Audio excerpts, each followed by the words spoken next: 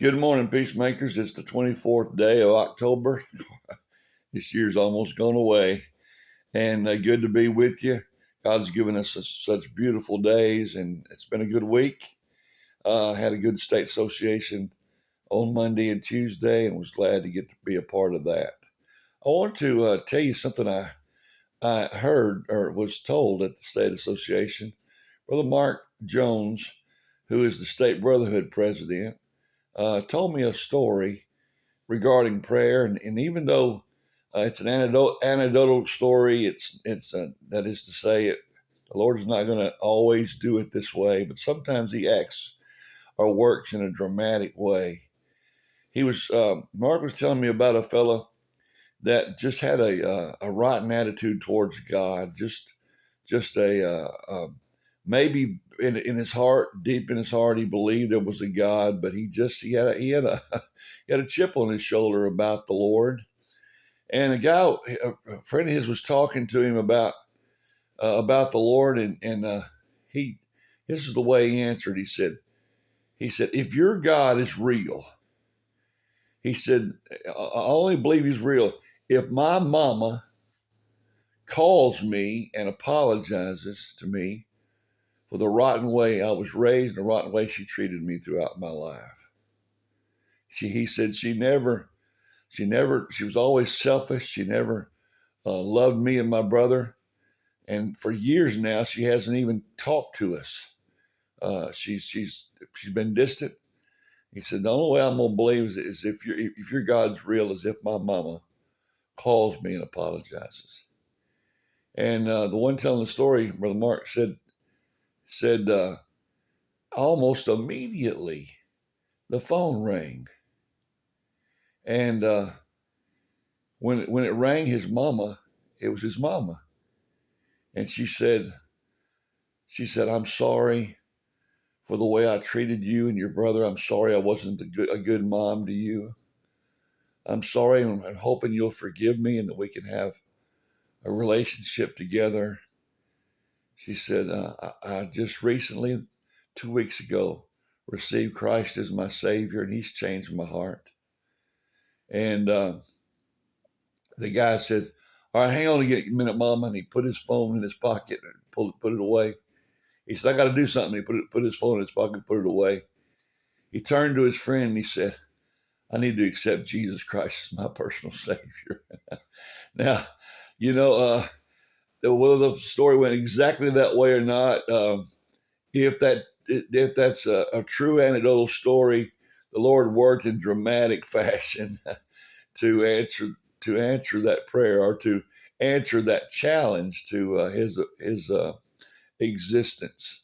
God doesn't obligate Himself to prove Himself to anybody as far as whether He's real or not, but He often does, and it's a way to draw us to Himself.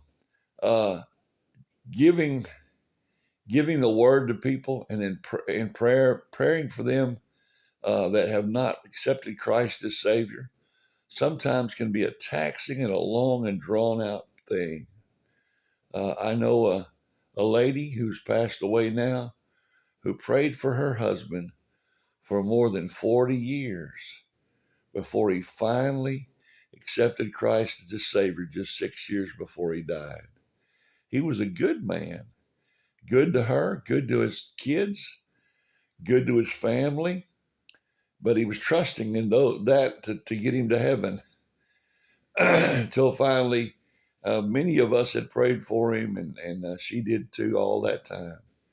And it was very, very burdensome and very taxing on her and on her kids and on her family to pray for him when he finally came to know Christ. So God works with people in their hearts in different ways. Don't give up. Keep praying for that lost one in your family, that lost one among your friends. Don't be afraid to talk to them when the door is open about their need to be saved. Pray that God will send others, because if you planted and watered, and you're hoping that maybe somebody else will come along and water some more, God will give the increase. Just don't give up. Keep praying. Be consistent in praying for them. somebody you love, you care about, and they're lost, you feel like they're lost, pray for them every day. Don't fail to do that, because that's a priority. Their need to be saved is a priority. It above anything else you got a plan to do today. It's a priority. And so I encourage you to do that, to keep those names in your prayer list. I have quite a number on mine that people have asked me to pray for, that are lost, that need to be saved. I pray for my students that I teach at Southeastern, the ones that may not know Christ as Savior. And then I try my best at different times as a history teacher to see to it that they hear the gospel, that they hear from me the need of salvation. But praying for them consistently uh, is expected of us as God's people. Pray without ceasing. And what's more important than praying for the lost person that needs to come to know Christ? Two things I want to ask you to remember: the young girl that we've been talking about, Peyton Smith.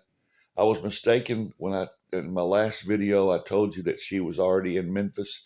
She is not.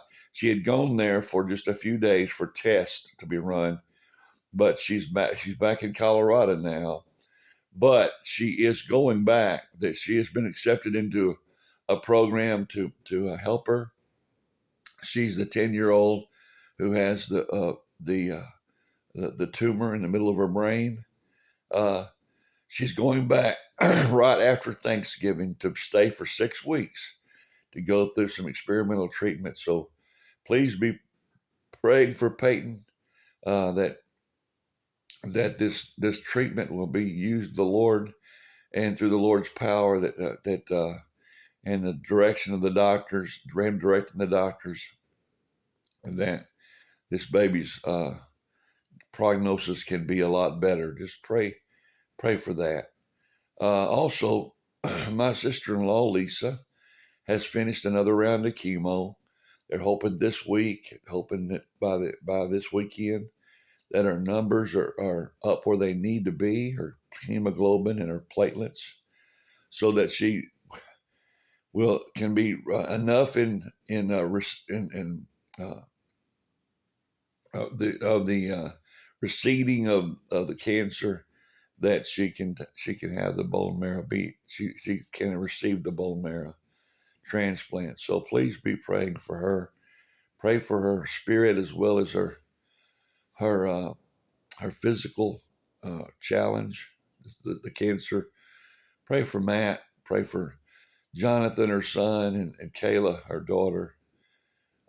Just pray for them and keep them in your prayers, if you will. God bless you.